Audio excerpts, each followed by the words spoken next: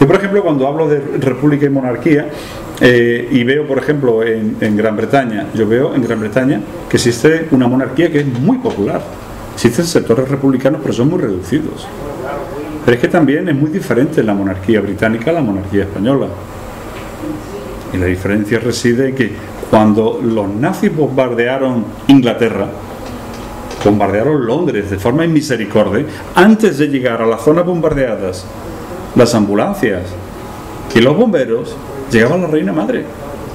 La reina madre, la madre de la actual reina Isabel II, estaba allí la primera, dando apoyo a las víctimas de esos bombardeos, expresando su repulsa hacia el fascismo y hacia el nazismo.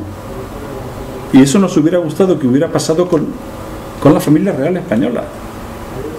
La familia real española, lejos de oponerse al fascismo o al nazismo, esa misma familia real, don Juan de Borbón, cruzó la frontera en pleno mes de julio, creo que fue el 24 o el 26 de julio de 1936, vestido de falangista, para ponerse a las órdenes del general Mola. Y Alfonso XIII llamó por teléfono a Francisco Franco y le digo: quien le está hablando es un falangista de pro. Y después tenemos la circunstancia de que el actual Borbón juró las leyes fundamentales del movimiento, que es una suerte de ideario falangista.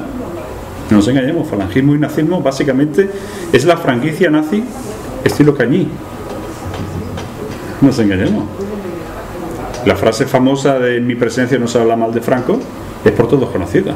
Y uno entra hoy en día en la página de la Casa Real de Su Majestad el Rey, y el primer discurso que pronuncia el Borbón el 22 de noviembre de 1975 es una alegoría y un agradecimiento al caudillo. Yo escribí un artículo sobre ese tema, la cantidad de discursos que posterior a la muerte de Franco se siguieron haciendo alegóricos a la gran figura del caudillo. Una de ellas, por ejemplo, la visita al Ferrol del caudillo entonces. Y dijo: esta gran tierra que vio nacer al gran caudillo que dio todo por España y tal. Pues eso es muy triste, porque cuando rechina especialmente porque, como cuando digo, en España es mucho más fácil ser republicano que, por ejemplo, en Gran Bretaña. Porque cuando uno ve a la reina madre llegar antes incluso que las ambulancias y los bomberos a las zonas devastadas por los bombardeos nazis, expresando su mayor rechazo y repulsa al fascismo, vemos en cambio aquí cómo,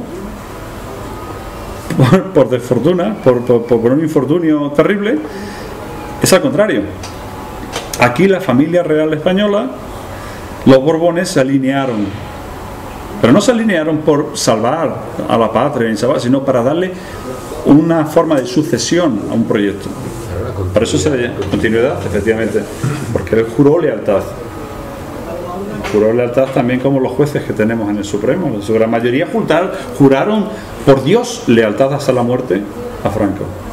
Y muchos han mantenido ese posicionamiento hoy en día.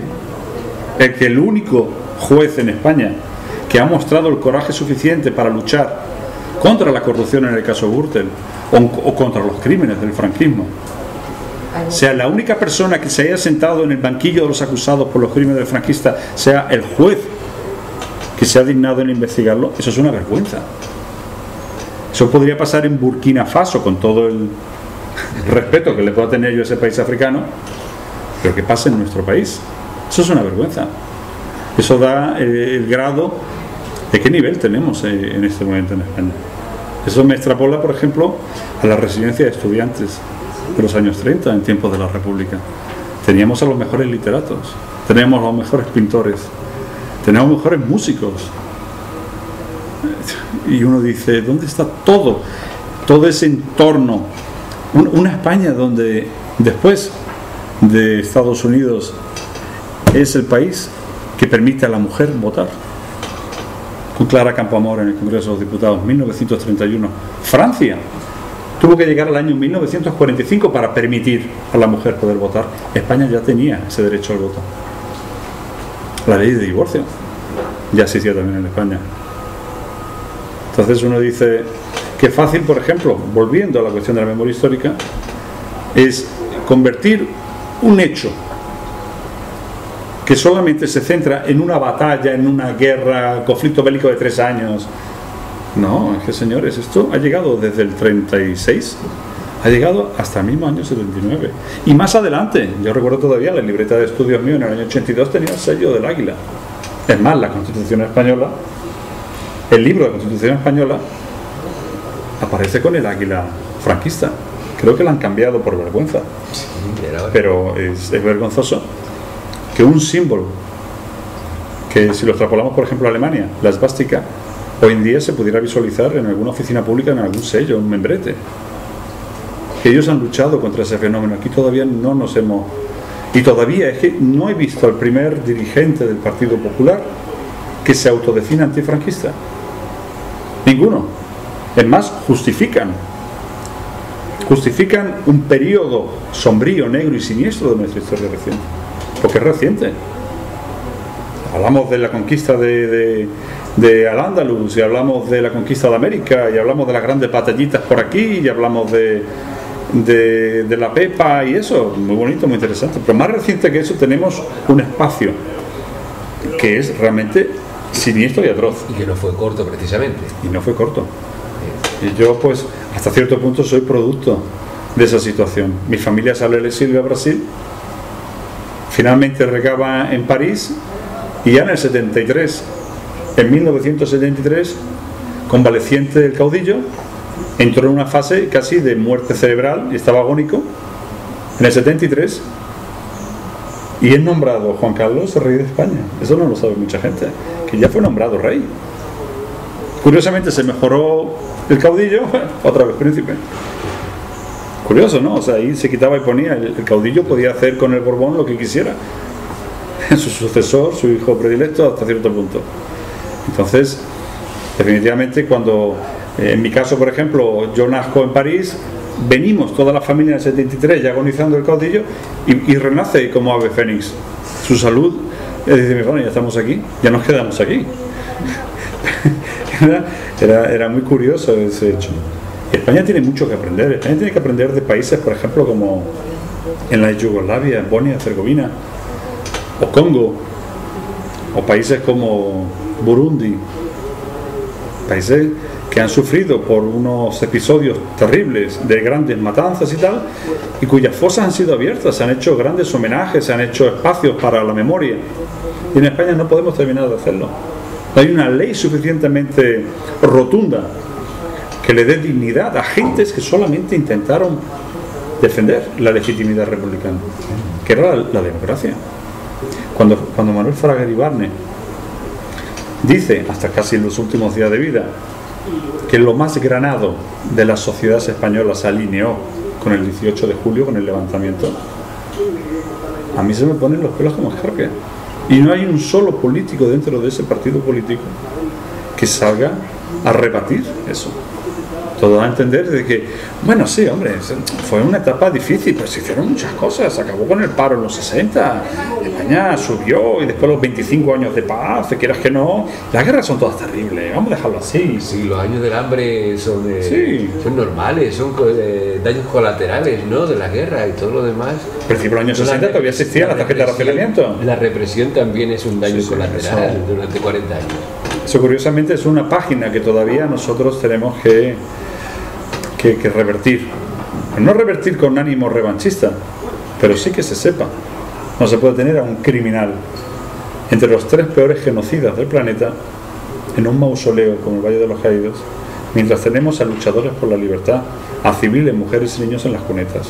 No estamos hablando de 200, 500, 600, 150.000 personas.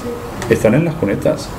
Y no se ha hecho un esfuerzo por recabar esos restos, por ponerlos en un panteón, ponerlos en... Si no se le quiere dar bombo y platillo, no se le dé, pero al menos que esos mayores que todavía quedan vivos vean su sueño de poder recabar los restos de sus padres, de madres. Tantas mujeres fueron asesinadas, brutalizadas en este país, cabezas que se las rapaban, eran violadas, muchas tenían que recurrir a la prostitución para dar de comer a sus hijos, los padres eran metidos en cárceles. El mismo hecho, por ejemplo, tanta persona válida, el mismo padre de la patria andaluza fue asesinado por las hordas falangistas monárquicas. Uno dice 2 tiros en la nuca. Y hoy en día todavía ve uno al PP, como aquí en este pueblo, participando de homenajes a Blas Infante, pero si fue vuestra gente la que lo mató. Miembros del liderazgo del Partido Popular. No renegáis en ningún momento. Nunca se reniega. Eso es un episodio que no se reniega. Y el franquismo es algo que tuvo su papel importantísimo, que había que acabar con el intento de imposición de un Estado bolchevique. Eso a base de repetirlo mucho, pues caló mucha gente. Eso es como a base de bombardear poquito a poco durante generaciones. Pues a base de no contarlo, puede ser que gane alguna vez el Partido Popular en Andalucía. Afortunadamente. A fuerza de no contarlo. Efectivamente, porque Andalucía es una de esas regiones que más sufrió. Estamos hablando de que el padre de la patria andaluza fue asesinado por esa derecha. Pero tal vez uno de los mejores literatos de lengua hispana, Federico García Lorca, sigue enterrado en una fosa. Eso es una vergüenza. Eso que en España no se quiere investigar, ni que se quiera homenajear, como tiene que ser. Tampoco estamos hablando de que buscar a quien lo asesinó. El que lo asesinó se sabe que era el padre de unas actrices que se retiró laureado así. Aquí como Serrano Súñez, por ejemplo, Serrano Súñez, que era el más pro-nazi de los falangistas adeptos al régimen, ese hombre murió con 104 años, con una paga millonaria, y su viuda con una pensión vitalicia, sus hijos también. Todavía hay calles en este país que hacen referencia, con mucho predilecto, a don Ramón Serrano Súñez, el cuñadísimo. Era ese falangista que más quería que se alineara a España con Hitler. Y esa persona sigue siendo un referente como hijo predilecto en muchos sitios. Creo que murió aquí, no sé si murió en Marbella.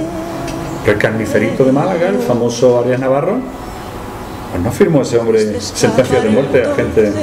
Caramba, son personas que tienen calles y plazas. Todavía. Uno va, por ejemplo, al Ayuntamiento de Marbella y hay la fachada del ayuntamiento es de vidrio, de muchos colores, muy bonito, va a ser una iglesia, pero uno lo mira fijamente y se da cuenta que es el águila negra franquista. Y se ha pedido que, respetando la ley de memoria histórica, ese elemento de exaltación a un régimen fascista sea trasladado, sea quitado. No lo quitan. Es más, creo que es en Elche, había un parque con un pequeño busto de bronce de Dolores Ibarruri Pasionaria. Pues ha sido retirado por la nueva alcaldesa del Partido Popular. Pero fueron retirados mozazos, son destruidos. Estamos hablando de una mujer que dio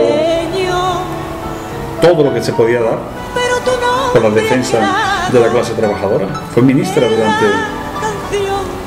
la República, igual que Federica Montseny.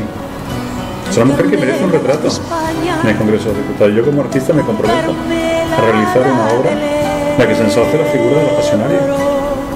Una mujer con mucha más hombría que cualquier fascista. Con mucha más, no voy a decir hombría, me he equivocado y rectifico, no es hombría. Que hay mujeres que han mostrado que tienen un coraje que muchos hombres no tenemos. Y esa mujer que pasó tantísimos años en el exilio, que lo hizo por España, lo hizo por principios, y volvió aquí y fue diputada nuevamente. Esa clase no volverá.